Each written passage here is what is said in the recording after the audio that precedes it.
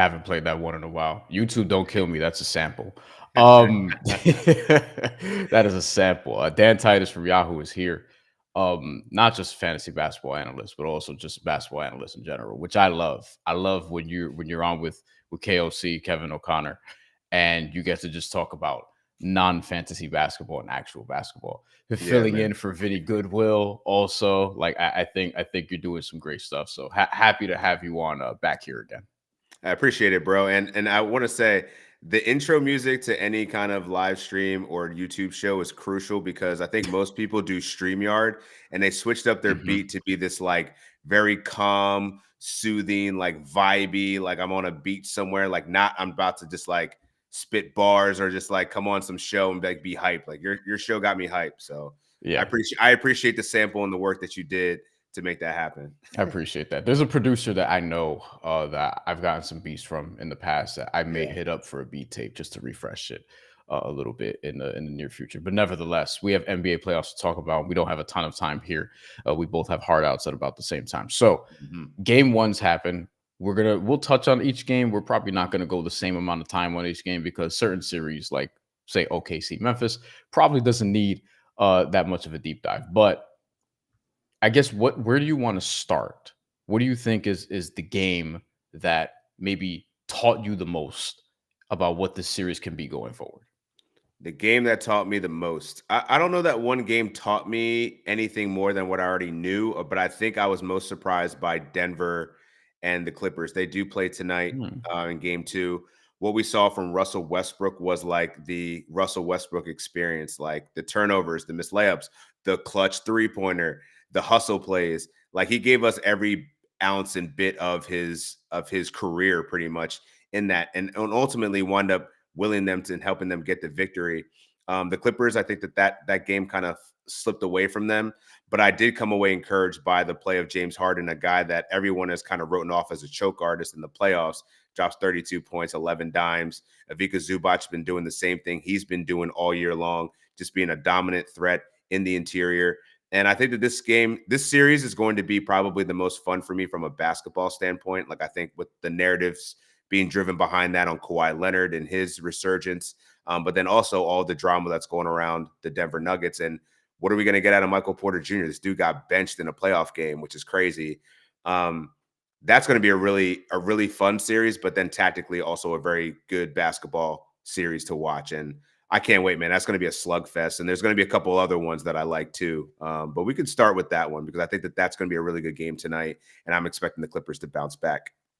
I think that to me this was maybe the hardest series Yeah, to sort of like pick a direction, so to speak. And there's a couple of series already, which we'll get to, where I'm like, ooh, I try not to overreact to game ones because I always say weird same. shit happens Right. in game one. But man, there are some things that we'll get into. So here, just looking at the numbers and this game, if you just watched it and didn't pay attention to the numbers at all, you were treated to a very good one. Obviously, if you're doing this, you have to look at numbers in some form. But you mentioned Michael Porter Jr. I'm going to highlight it here. 26 minutes. He did get benched. And on top of that, it just wasn't, it was worse than I think this would indicate here, where you're Mhm. looking at the 3 points, the 4 rebounds, not really competing is something that a lot of people got on him for. There were times, even taking me back to the finals against the Miami Heat a couple years ago, where you're watching and it's like, yo, is he even on the floor right now? Like Yeah. what's actually happening? Um, and there are times where he doesn't have a shot going, where he still rebounds well. He didn't do that. That's a big red flag for me because when you go down to like just hear the advanced numbers, obviously he's just 1 for 4. The true shooting percentage is going to be shit. 73 offensive rating, which is kind of crazy. And then you go on down to the Clippers, it's like, all right, I'm seeing 9 deep. So the depth battle here, even though 8 and 9, Bogdanovich, Denver was attacking him, and Ben Simmons is not Ben Simmons of old, but like Mhm. then I'm looking at the Clippers going 9 deep, and while Denver got one in overtime, I kind of feel like they got away with one in game one. That's kind of where I'm at with it, and I think that that was where I was considering the difference in these two teams is that Denver.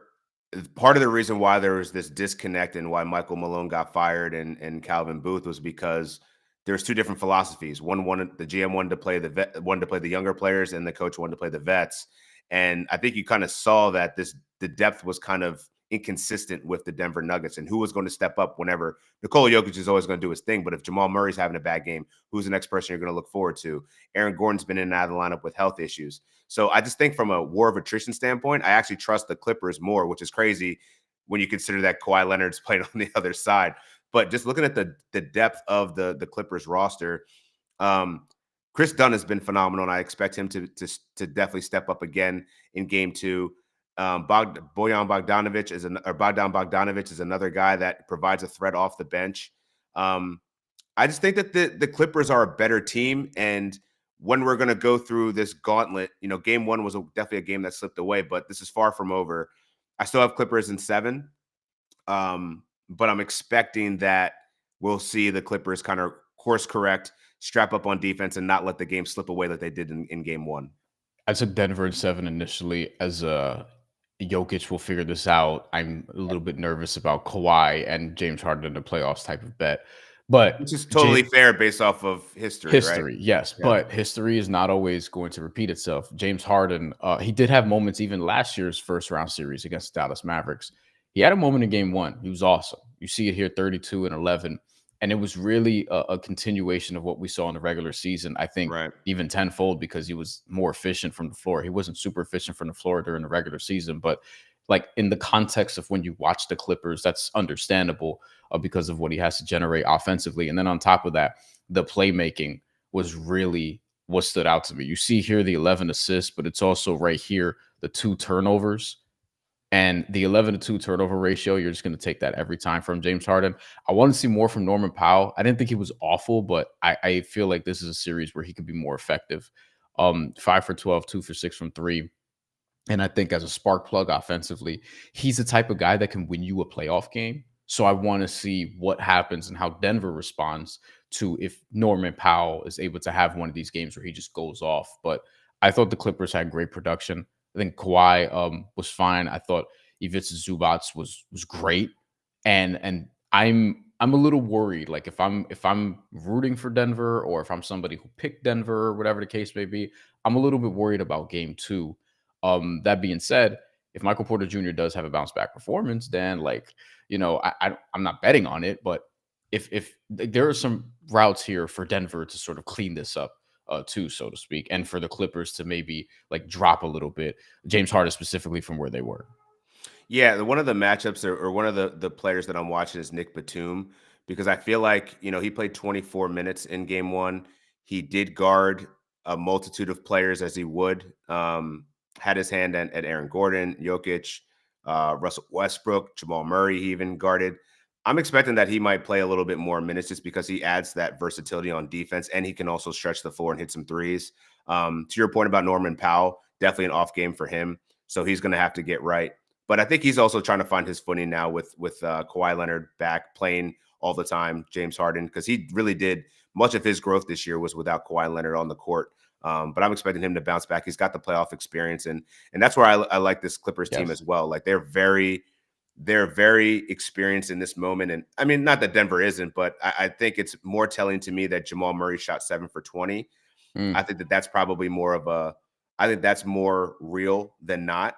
I think he's going to struggle in this series just because of the length and the size and the depth that the Clippers have. I think defensively, you can trust the Clippers and Ty Lue more than what we know about David Adelman and what's going on with the Nuggets. 2 things: questions, comments, anybody commenting, super chats, always welcome. Fiddle checks in, who's been on the show before. And I said Adelman, wrong coach. That's Memphis. Yeah, I know what you meant though. Fiddle says he can't watch this now, but he will watch later. He loves that we're together. Said that's a squad. I appreciate Fiddle as always. And then we got some breaking news actually. Chris Haynes reporting that the Atlanta Hawks have fired general manager Landry Fields. Wow. And Onse Salah has been promoted to the position. So I mean, this is not an Atlanta Hawks reaction firing to the GM show, but I love when the NBA does business transactions. Maybe I'm a nerd in that way, but do we want to touch on this? I think we have to, just because, I mean, listen, the Atlanta Hawks, like the Chicago Bulls, like the Lakers, like the Warriors, have been a perennial play-in team. And look at the moves that Landry Fields has made. He acquired DeJounte Murray and then flipped him really quickly. I think drafting Zachary Richichet worked out. He's a odds-on favorite. I mean, he's one of the finalists for Rookie of the Year. But I don't know. George Niang, Karis LeVert, making that trade for DeAndre Hunter, that was something that they were trying to do for a while and finally pulled off. But it took them a while to get John Collins off the books. It took him. Clint Capella is still there. Somehow, some way is still there. There hasn't been enough done around to build around Trae Young to make him successful. And maybe that's a Trae problem. It's possible too. But I think he's been given enough leeway that I'm not surprised by this outcome, because he just hasn't won enough consistently. And it's always had to take some hero ball or luck, in some cases, injury luck, for them to make it anywhere close to being somewhat of a playoff contending team. The first thing I think about is whether or not there's a disagreement about Trae Young's future in the Could be. organization, Right. and is what side is Landry Fields on? What side is ownership on? I would imagine ownership would probably be on the side of, hey, we want to keep the guy who people come to see in this city, and Landry Fields could be. This is just speculation. Yeah. And Landry Fields could be like, hey, for the betterment of this organization moving forward, and the fact that he has, I think, a 1+1 left on his contract, Trae Young, which I'm going to verify right now. But I think if you're looking at this from just a practical standpoint, dealing him makes sense. And I wonder if that's where this is going. Like, usually this type of thing happens because there's some sort of disagreement on the future of the star player. With Trae Young, he is making 46 million this coming season. So He's got the 25, player option, 26, and then the player option for 49 after, which which means is absolutely going to opt out because he's going to get right. a massive contract. Well, that's the thing. Now it's extension time. That's what that Right. means. Yep. So we'll get back to the playoffs in a second, but I think that's what stands out to me there. Okay. Wow. All right. That was a bomb that got dropped, but I was not expecting them. Like, I mean, for where he was, yeah. I mean, I guess record wise, I'm not surprised by it. But I think you're right. Maybe that's a direction firing, not yeah. a. Yeah, that definitely tracks. Worth noting that there's a 15% trade kicker that Trae Young has. And obviously bonuses could be triggered with all NBA things of that nature. As a matter of fact, there was one on the last contract. The player option deadline is not until next year, which people would expect. It's right before free agency. So I think I don't know what the Trae Young market would be. Like, I don't know who thinks that they're a Trae Young away. I don't know how many picks you're putting into a Trae Young deal. The salary matching is going to be interesting too, and then there's a concern about second apron for a bunch of teams. So I don't Mhm. know. And look, he may not even be on the market again. Like, if ownership wants to keep him, the promotion of Salah here would probably indicate, like, yeah, he's more likely to keep him. If ownership doesn't care and just thinks Landry Fields did a bad job, then whatever. But this could go any number of directions. But Atlanta's a team I'd be watching closely this summer for a number of Yeah, so reasons. he's eligible for that extension, $229 million this upcoming June. Whew. I doubt he's going to make All NBA this year, so at least Same. that rules out the 5-year, 345 supermax. Um, Still, that's probably this is a direction decision. So I wouldn't be surprised if Trae Young is going to be dealt. All right, let's get back to the playoffs. that was that was crazy. All right, Damn. let's get back to the playoffs. All right, let's do, because they also play tonight. We'll hit Knicks Pistons, and then we'll get into some of the other series. But Knicks Yeah, yeah. Pistons. If you're following me at all, we're doing the New York Post sports watch-alongs. So the Post is doing watch-alongs for every Knicks playoff game. It's me, it's Dexter Henry, and we've been joined by a guest. We had Doug Lust, who's a Knicks Metal recap for the first game. He does songs basically after every Knicks game about the game, recapping the game. And he's quite a talented musician. So in that game in particular, I mean, obviously I could speak to it because I watched it for work. But Dan, what stood out to you the most in this game, briefly? Campaign and Tom Thibodeau actually making a late game, in-game adjustment and sticking to it. I think that's said a lot by having Mikal Bridges on the bench. the Iron Man, who played pretty well. Like, I mean, outside of the scoring, like I thought he did well defensively, but the spark that campaign provided to go on an epic, record-setting run, to hold the Pistons to 0 points for that long. I mean, that just sucked all the energy out of what momentum the Pistons had brought in. And Malik Beasley, I think, had a couple of questionable decisions of how he was taunting the other side. I think that came back to bite him. But as much as everyone's like kind of panicking on Detroit and their inexperience in this moment, I think they're going to be fine. Cade Cunningham had a bad game. I think he's going to understand what the defenses that were thrown at him. He'll try to dissect it a little bit better. He played very well against the Knicks in the regular season. So I think we're going to have some course correction here. And I wouldn't be too excited if I'm a Knicks fan, because while Knicks in 5 has been very popular, I think that the Pistons are going to make this one a dogfight. And they were right there for 3 quarters, and then they just collapsed. Those things happen. They've only let up 40 points in a quarter, I think 11 times this year. I mean, that's enough of a sample size that it can happen. But now that it happened early on, I think that was a wake-up call. Like, yo, we got to tighten up. JB Bickerstaff understands that. They couldn't buy a bucket. I think there's going to be some positive regression here, and they're not going to score, 20 points in the fourth quarter. They've blown 16 fourth quarter leads Detroit has, I think. I think that puts them in the top 5 of the NBA. And a lot of that would be inexperience. That's one reason in the playoffs where I was like, man, I know they're kind of a sexy upset pick for like a small percentage of people, but I can't get to that point. I did have Knicks in 6. And for some of the reasons we outlined, this dude right here, Malik Beasley, is going to be an issue. I don't care how much he's harassed in the postseason. Like he's going to be a problem for this team, just because of the fact that the Knicks but they struggle at guarding shooters. They struggle at guarding Tim Hardaway Jr., 19 points. Like, yeah. I mean, he was also kind of trying to get his lick back a little bit, but that's what Tim Hardaway does. He literally shoots threes and does nothing else. So they overhelp when Cat is on an island. I've been saying it all year. The wings just can't wait to try to double, to send help, and a lot of times it gets there too early, and then Malik Beasley is wide open, or Tim Hardaway Jr. is wide open, or whoever the shooter is when they're playing against. Like when the Bulls play, it's Kobe White. When the Cavs play, it's any number of their shooters. It can literally be anybody. And same thing with Boston. So that's kind of the issue there. But Malik Beasley, I do have one bet for this game, and I did take Malik Beasley over 14.5 points. I think that's just going to continue. I said there are going to be a couple of games where he hit 7 or 8 threes. He had 6 in game 1, and he had 12 attempts. I still think he's going to continue to do this. The problem is the heavy emphasis on him. Like, Cade Cunningham needs to be better, because Malik Beasley is essentially their secondary option a lot of times, or their second most preferred shot is a Malik Beasley open 3. Tobias Harris, I thought, quietly, as he does, because everything Tobias Harris does is quiet. But he had 25 points and he played well.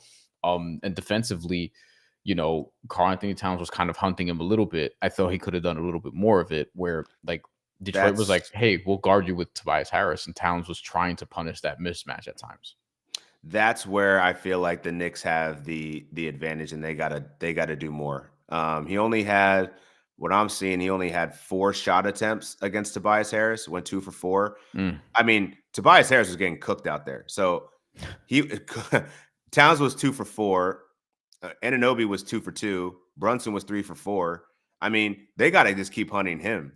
Like that's where Cat should have a field day. And for him to only get up, what do you have, like 4 3-point attempts? 3 3-point attempts? He doesn't shoot a ton of threes, and it feels like he could, especially against Jalen Duren in this series. Yeah. He only shot 14 times last game also. Exactly. So like I feel like 3 threes, actually, not even 4. If Cat is aggressive, it's always been a different team. And I think if they're going to put them away through 4 quarters and not have to survive off of hero ball from Campaign and Jalen Brunson, Cat's got to come out offensively aggressive from the onset, attack Tobias Harris, Jalen Duren, whenever you get that switch. Now down here, if people can see it, because what was Tobias Harris? He's almost like a minus 20, right? Minus 16 or something like that. And not that plus minus is everything, but I think it is indicative of, you dropped 25 points, but they were also scoring on you when you were on the floor. Yeah, to your point, 124 defensive rating individually, not Yikes. great. Although defensive rating very imperfect, but still, Yes, right. I think this is an example of where that matches. But if you look at the Yeah, usage here, this is something I'm going to be watching for. So Jalen Brunson had a 34.5 usage rating, which I don't think needs to be the case every single game. no. He was struggling through that ankle injury, like really struggling through that ankle injury to the point where it looked like, all right, could they keep him out there?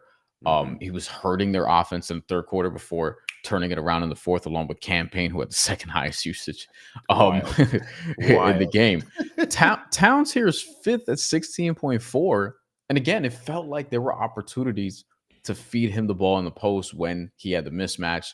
Detroit eventually got hip to it, started doubling a little bit, sending help. So, and Karl Anthony Towns at times this season has been very good in terms of passing out of those doubles, finding a shooter, and the Knicks being able to shift their offense to the other side of the floor. But I do wonder, like, all right, I would like to see more balance here between the Jalen Brunson, Karl Anthony Towns usage. Brunson should still have the highest usage if he's healthy, Sure. but the ankle is going to be very important to me going forward and how that sort of heals. Because red flag for me, Dan, was they had a week. They had a week, and he was still limping. Mhm. Like that's not a great sign in my opinion. Um, 27% usage rate for Karl Anthony Towns in the regular season. 16 in this game. That's got to be over 20. That's got to be north of 20. Yeah, it's really 25 plus. I was a little surprised it was 16, but Yeah, in watching the game, like it makes sense. He didn't shoot a ton, didn't right. punish enough mismatches, and there were periods of inactivity, which is always the case. Like That's the cat. Yeah, he'll disappear for a quarter, maybe two sometimes, and then you're like, right. oh wait, he's there, he's rebounding, he's doing something. Mhm. But I I still think think that I think the Knicks are definitely the Knicks should take care of business. I just feel like at some point the Pistons are going to make this a series, and I don't know if it comes into game yeah. two, but we'll see. But they got away with one in the first one. Like that was an epic comeback. But that's the type of thing that if you have championship expectations, those are the types of things that you need to do to show like, oh, yo, we were down by 20 at one Mhm. point and we still got it done. That's a good start for the Knicks in terms of like their connectivity and their chemistry down the stretch in important moments, which Jalen Brunson, no question, should be clutch player of the year. Mm. My prediction also was that this would be 2-1 after 3 games, which is a bet you can make. Yeah, I like that. I had it on the side of, hey, I think Detroit wins one of the first two at the Garden. Same. We'll see what happens in game two tonight. Karl Anthony Towns also 0 offensive rebounds. I'm going to be watching that pretty closely here. Okay, let's hit the Lakers and the Timberwolves. That was a fun game. Let's do that. Not fun for Laker fans. Not fun for Laker fans. What were your takeaways from this? What's the thing that stood out to you the most here, and what do you think is real going forward? Because I don't think the series is going to be this, but No. there are some red flags in this one. Um, so two different philosophies of style of play, right? Like the Lakers, this iteration of it with small ball, they tend to do a lot of ISO, swing the ball around, let Luca and LeBron and Austin Reeves kind of do their thing, and then they create points off of that. The issue is the size, and not in the traditional sense of like they're going to get dominated on the rebounds or anything like that. Nas Reed was a problem. Like their ability to get out on their shooters, and then also Jaden McDaniels. I picked the Wolves to win in 7, but I didn't expect that Mm, we're going to get the offensive production from Jaden McDaniels that we got in game 1. And if he continues, if there's these X factors that are going to continue to step up, whether it be Nas Reed in game 1, Jaden McDaniels, if you're getting those offsets, that's going to be trouble for the Lakers. They got to cut something off. And I don't think that they expected Nas Reed to make like 6 threes. So I think JJ Redick, as smart as he is, and the way that they've made adjustments throughout the season, I think we'll see a more competitive, defensively locked in Lakers team, which to me just seemed like they didn't understand their assignments. They were a little bit late getting on their rotations. They didn't understand. It's like the scouting report was kind of like missed on certain guys, right? Like they just weren't getting out to the shooters. And that's what the Minnesota Timberwolves do. They spread you out, they shoot a lot of threes, and then they create lanes so that Julius Randle and Anthony Edwards can create. Anthony Edwards, his playmaking was outstanding. Julius Randle, you know it well. This man's going to have some turnovers. Yeah. On the Minnesota side, if he can clean that up, man, like I think that the Timberwolves are in a really good spot. This is just a very interesting mismatch of styles, and I do like the physicality that Minnesota brings, and I think that their size and that shooting ultimately will be the difference in this series. And I think that was, to steal home court, to steal a road game, game one was a statement game, and hopefully Anthony Edwards' ankle is okay, or foot or calf, but I think he's going to be fine. Julius Randle's playoff game log is tragic. If you just look tragic. Tragic. It's just like the turn. Like, man, you know it, man. Like all Knicks fans know Julius Randle very well. Don't expect a high field goal percentage and a lot of turnovers when it matters most. Like that. That's him. But the Timberwolves had the Timberwolves had 10 turnovers. He had 7 of them. Gives you an idea of where this game went. I mean, he shot the ball well from an efficiency standpoint, but Anthony Edwards kind of like just saves you from too much Julius Randle, as does Naz Reid, as is Jaden McDaniels. It makes me question Julius Randle's future. But look, ultimately, Minnesota played a good game, I thought. I was asked beforehand, like, what impact would Dante DiVincenzo potentially have in this series?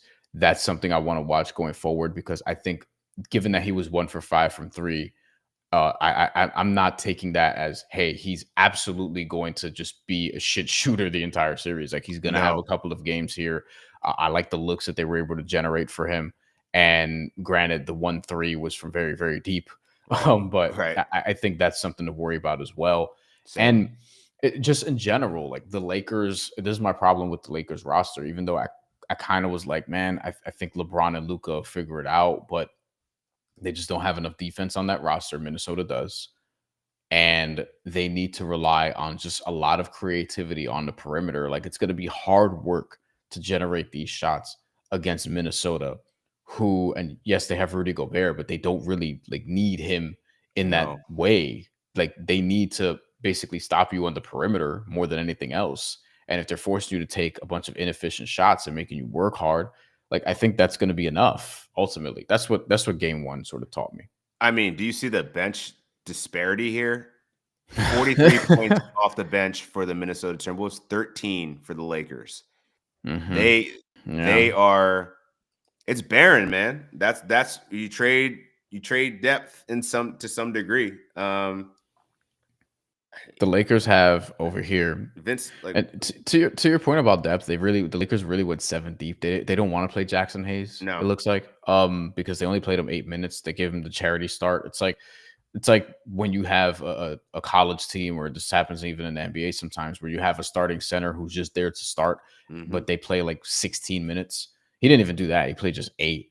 And they really, like, I wonder, okay, is Rui Hachimura and Dorian Finney-Smith is going to trade off minutes at the 5? Are we going to see LeBron at small ball 5? Are we going to see, lineups that get really weird? And if that's the case, like, Minnesota can use their physicality to really bother them. If they're going to run that tight of a rotation, they're going to be tired as hell. Yeah.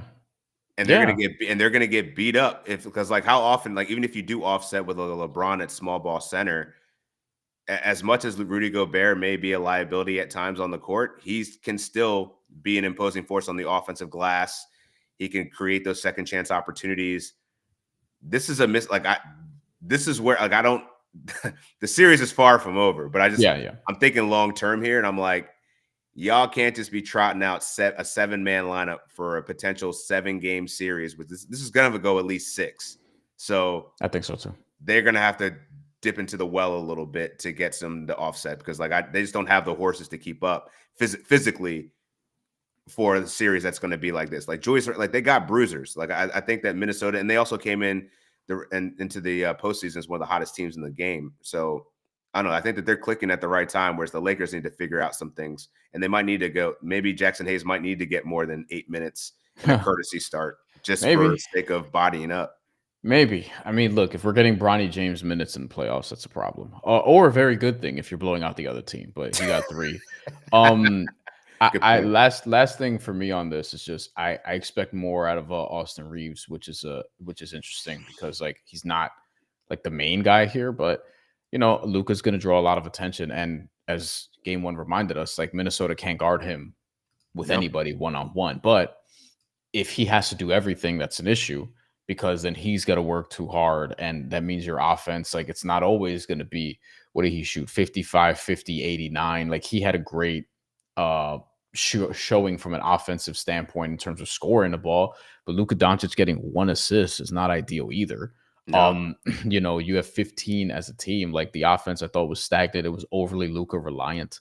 LeBron needs to draw more fouls, which I'm sure he would tell you that he did. They just didn't Yeah. call him. He would complain about them and things of that nature. Complaining quite a bit. Yeah. Yeah, but I get it. It's the playoffs, but he needs to get downhill more effectively. But Austin Reeves, like, to benefit from the gravity that Luka Doncic and LeBron James provide, I need to see more from not just a scoring standpoint, but from a playmaking standpoint, because Austin Reeves is very good about just setting up shooters on the perimeter and things of that nature, just driving and kicking, driving in general, like creating those avenues he can get to the line as well. So he's somebody I'm going to look at. And then obviously, Rui Hachimura, who Laker fans were pissed off about after Game One. Need to see more from him, especially if he's going to play reasonably big minutes. He had 30, and I wouldn't be surprised if he averaged that, to be honest.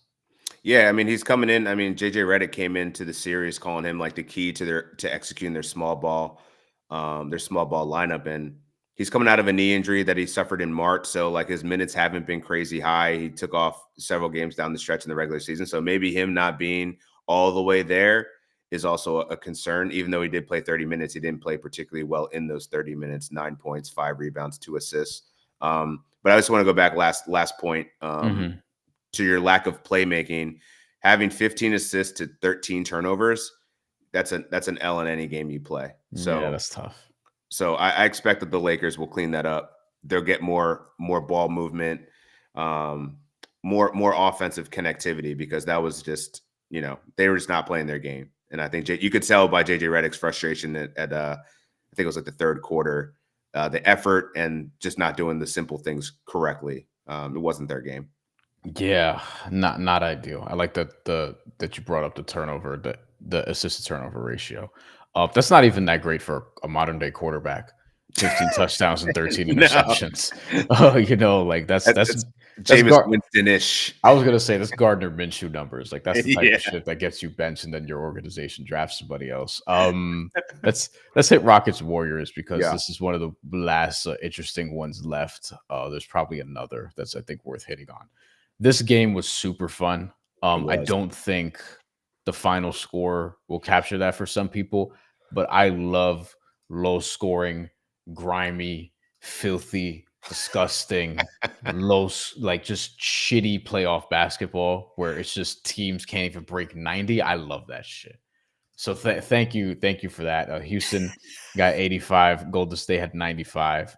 It just took me back. What stood out to you here the most, and what do you think Game One taught you, reminded you? Like what was interesting about this? Oh man, that we might have the clutchest backcourt, or the clutchest duo in the league right now, because what Jimmy Butler brings, and I know that you were very proud Jimmy Butler stand for a long time, so you know what he can do on both ends of the court. He is one of my favorite players in the NBA. And having having Draymond play an all defensive, I mean, he played like a defensive player of the year last night. But so did Jimmy Butler. 5 steals. The way that they just suffocated the Houston Rockets anytime that they got any kind of shot or any kind of ball movement or penetration into the lane, there were hands everywhere. The turnovers, Fred VanVleet, very surprising. He's usually a guy that has a very low turnover rate. He was turning it over a lot. Amen Thompson was benched for a time because he couldn't really get his thing together. The defensive connectivity of the Warriors was just locked in. And it really showed. Like that was a top 5 defense for much of the year. So were the Houston Rockets, but sometimes Steph is going to go Steph. And that some of those shots that he was making, man, that fadeaway 3 with the arc was just beautiful. He was clutch all game, just hit every bucket that they needed. And this is, to me, like, to your point, like I thought that was probably one of the most entertaining games of the weekend because it was such a dogfight, the physicality, Steven Adams coming in and just having 12 rebounds, 13 rebounds off the bench. Like, the one problem that I do have and the question that I have coming from that game is what Jalen Green is going to do in this series, because him not doing anything. Yeah. I'm to the point where I'm like, maybe you just have him come off the bench, because that was not the effort offensively or defensively. And I think Ime Udoka knew it. I don't know why he even threw him in there in the final 3 minutes, just because, like, maybe he's just trying to get, another scorer in there. But I don't know. Maybe they do attack them with size. Go with Şengün at the 4, Steven Adams at the 5. That was a successful lineup for them. Tari Eason played outstanding. They got to figure out some shot making. And I think that was the problem with the Houston Rockets in this series, is that after Şengün or Jalen Green, if they don't have a good game, who's next up that's going to ball out? Fred VanVleet was, what did he shoot, like 3 for 17 or something like that? It was ugly. He didn't make a 3-pointer to the final, few minutes of the game. It was a clutch one. Yeah. But I think that that's going to be the difference in this series. Is like, I think Houston can. I mean, you hold the Warriors to under 100 points. Like, that's a W in and of itself.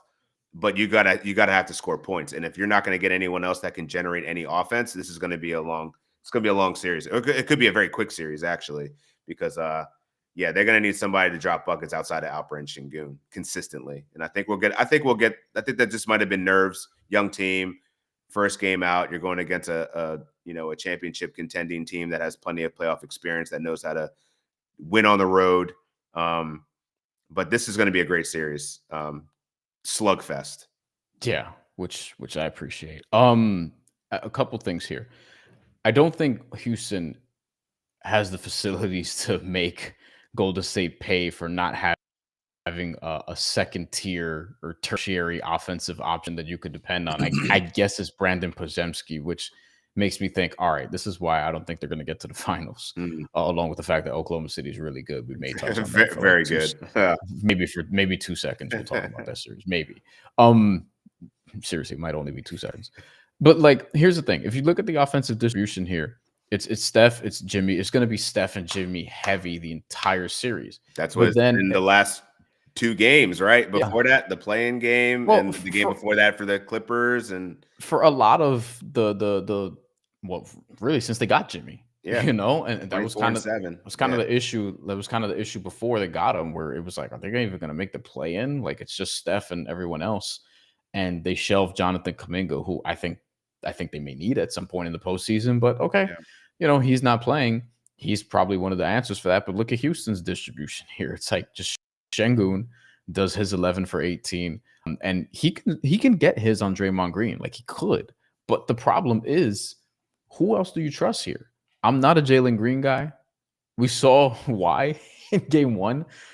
3 for 15. Also worth noting that if Houston is going to make the win now move, we're not going to talk trades. I will a ton on this channel after the postseason, but like he's entering a contract extension where he's going to make 33, 36, and then a player option for 36. It's a very movable number. I think that was strategic because I think Houston's like, look, if we're going to do something, like, we're going to need some salary in that 25, 30, $35 million range. It's not a max. It's a young player. And Jalen Green, I think in some regard, you could say you could argue that he's playing for his future.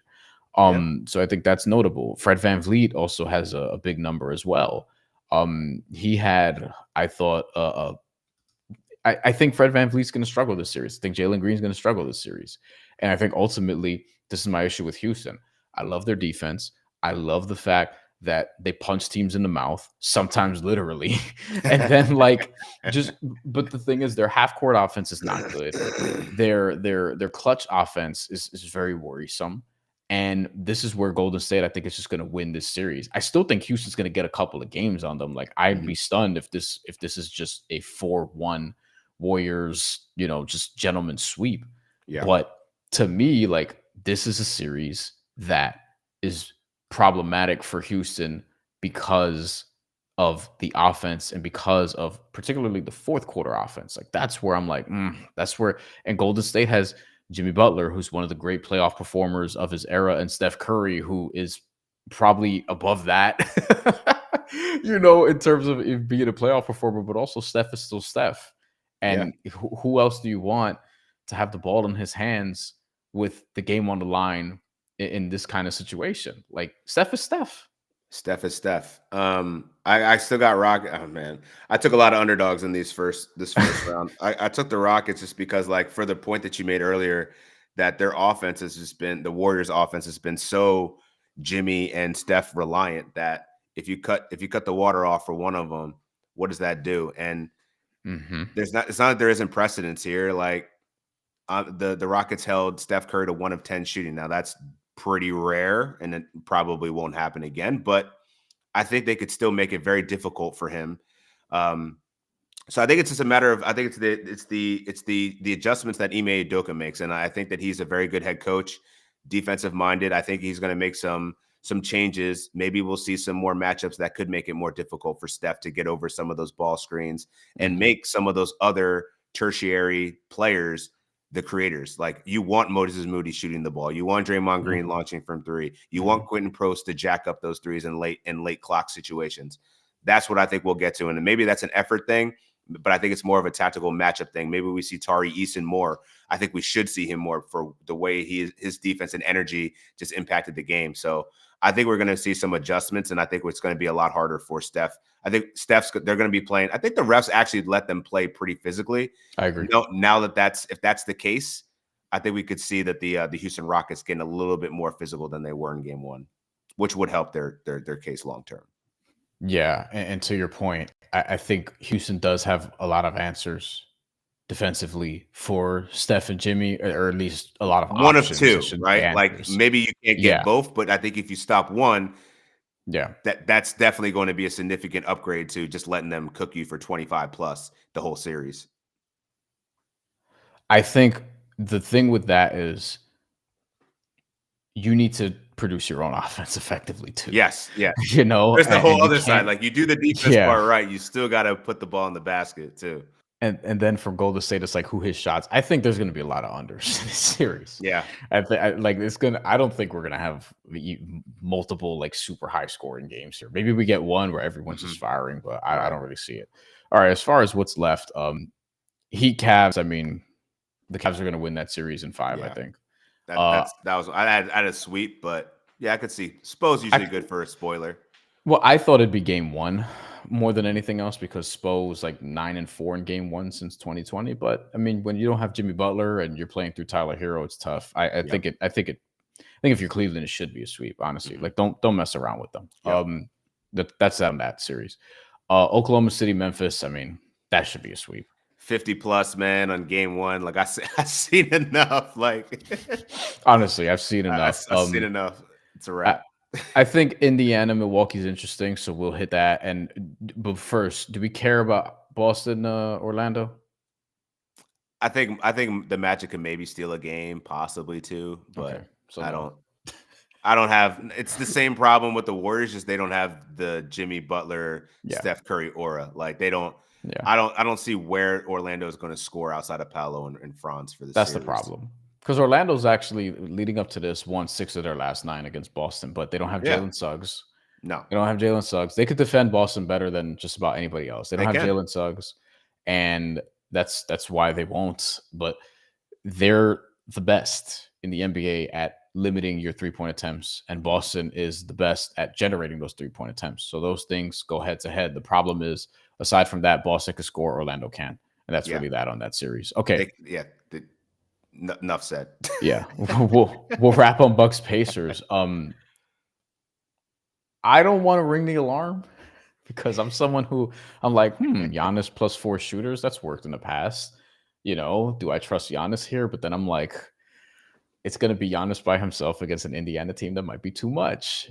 And I got a couple comments on the segment Matt and I did on this, and they were like, "Oh, that's disrespectful to the rest of the Bucks. They're obviously going to beat the Pacers." And I'm like, I know it's only one game, and I'm not saying I told you so because it's only one game, but game 1 is exactly why I was worried about Giannis versus everybody. Mhm. And I don't feel great about Damian Lillard potentially coming back either because it's a blood clot situation. Like that can be a little scary. So Dan, I toss to you your takeaways from game one. What's real, what's not moving forward, and just where are you at with this series? So I think Dame's coming back. He's expected to return for game two. I think that matters significantly because we don't have to witness Kyle Kuzma going out there Oh and doing a Tony God. Snell. Like, bro, like Wow. I was surprised he's that bad. Let's pull Like, that up. you might as well just held on to Chris Middleton if he was going to get that type of effort. Look at 22 this. minutes and just nothing across the board. Just look at this. You're just oh, despite the 21 minutes.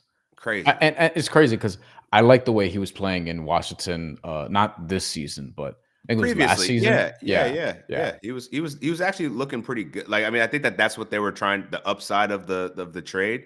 But I mean, I don't think you saw this floor bottoming out like this in game one. I mean, it was Giannis looked great to your point, but it's a matter of like who else can step up here. I don't think that Indiana will shoot lights out like they did when they shoot over 60 plus percent in the first half. I don't think that that's going to hold. And Doc Rivers not great for in season late game adjustments or anything like that. But I think having Damian Lillard back in the fold and a pissed off one at that, like I don't Yeah. just looking optically at Tyree of Halliburton every time he kind of talks shit to opposing teams when he's up. I don't think you want that smoke with Damian Lillard, whether he's coming off a blood clot or not. Like I think having him there changes the dynamic of this Milwaukee team. So I'm expecting a way more competitive game in the next go round. However, to your original point, Indiana is just a better team. They have more depth, their pace, their stars, their versatility. They just have more guys in general. So it's going to take a Giannis-like run with Damian Lillard to just do that champion of like, yo, can we carry this on our own? I don't know if it's enough. And I said this in an article in Yahoo. I was like, the biggest question I had in the Eastern Conference was if the Bucks get swept or the Bucks get beaten again in the first round by the Pacers, what is Giannis going to do in the offseason? Because something's got to happen. Because if you can't beat the Pacers twice, like damn. And it doesn't. They just don't have the roster. Like look, like Gary Trent Jr., Kevin Porter Jr. Like you got to rely on Bobby Portis to be your third option at times. Like that's not going to get it done in the playoffs, man. I think he might be your second best option. Looking at these options, Yeah. Brooke Lopez is like way past his time, man. Like they don't have it. They don't have it. I'm a Bobby Portis truther, but yes, he's best suited as a fourth, fifth option, your sixth man, perhaps. And here, I mean, Damian Lillard's going to help, but I just don't know what that's going to look like. And also, like, to give respect to Indiana, I mean, God, 63% true shooting as a team is nuts. Insane. But also, Al Siakam, I mean, he was did what awesome. He wanted. He was awesome in that game. He was so good. Nemhard, the way that he can just use his body, the way he his shoulder bump is like next level elite, bro. I saw the video going around for that. Nemhard, I mean, he didn't live up to my expectations where it was like, yo, I thought he could be a most improved player candidate. But I do think he's going to be legit. Like I think maybe it's next season where like he really pops off and has like maybe a Fred VanVleet-ish type of production. Not this season, Fred VanVleet, but previously. Sure. I think Nemhard could be like a real dude.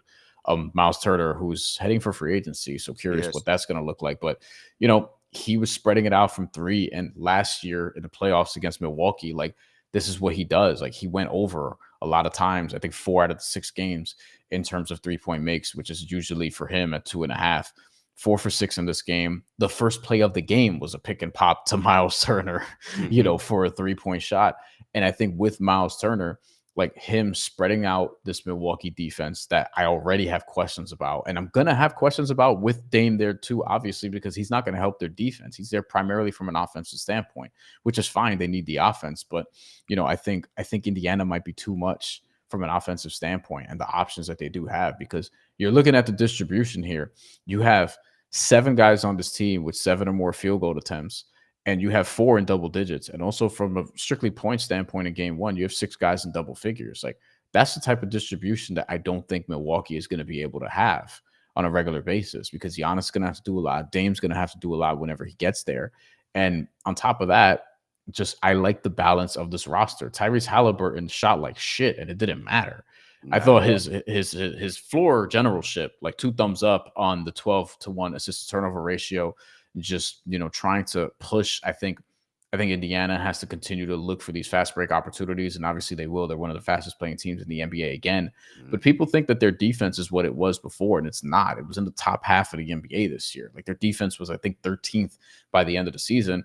Their defense could really it's on par for where the Bucks was, or what the Bucks were for a good portion of the year. So like there's just a lot of elements to where if you're somebody who liked Milwaukee initially, I would look at this game one and try not to overreact and also understand Damian Lillard is going to be there. But I don't know how much better it's going to make things look because Indiana is still going to be able to attack you the way that they did. Yeah, Indiana top 10 defense since the All-Star break, top 5 over the last 15 games. And you talked about that distribution. I mean, their team is deep. Look at Yeah. that assist to turnover ratio the first game, man. 28 assists to 5 turnovers. And then you look Yeah. on the other side of the ball, 15 assists to 10 turnovers. I think that was what it Yeah. was. Let me look. Yeah, 15 and 10. You're just looking at two completely different teams here. And like, yeah, it's hard to take one game and say that that's how you can extrapolate that out. That's what it's going to be. Damian Lillard matters, and I think it will help the offense settle in more so for Milwaukee. But I think you're right. It's the defense. Hmm. How can they stop that? Because whether you got Damian there either, anyway, they're still going to hunt. They're still going to get their shots in there and play through each other. And the distribution, as you said, the first lineup, the second lineup, they're getting contributions from all up and down their roster, where you're not getting that on the Bucks side. So I don't know, man. I picked the Bucks in 7 in this one, and that one I probably feel I the did worst too. about. That one is tough, man. Like I don't. Same. The Indiana Pacers to me showed me something different in game one, enough that I'm like, shit, I don't think Hero Giannis is even going to save you in this. It's going to be more competitive with Dame back, but yeah, I think the Pacers are probably going to will out this series, man. This Tough one when you're 9 of 37 from three and AJ Green's for They 11, played which hard. means I mean, everyone they else is 4 played for terrible. 26. They played terrible. Everyone else is 4 for 26. That's damning. All right. Game twos will be on the horizon before we know it. And before you know it, we'll be in round two, Crazy. which is going to be fun. Playoffs are always very hectic in the beginning because everyone plays that first weekend. But we're going to have a lot of answers as this week progresses. Don't know when the next live stream is going to be on this channel, but we'll have some stuff coming up. And New York Post watch along for the Knicks game 2 against the Pistons. We're going to be doing that, Dexter Henry and I, tonight with Al Cintron of WFAN. Dan, anything you want to plug before we get out of here? Yeah, just keep keeping my stuff on Yahoo. I'll be covering the Warriors games once they come back for game 3 and game 4, hopefully. Mm. And yeah, man, I'll be just trying to do what I can for the playoffs, writing, potting. So keep tapping in Yahoo Sports. All right, that's all we got. We'll be back soon. Thank you for watching and take care of yourselves because it's a tumultuous time right now going on. So yeah, just be careful out there.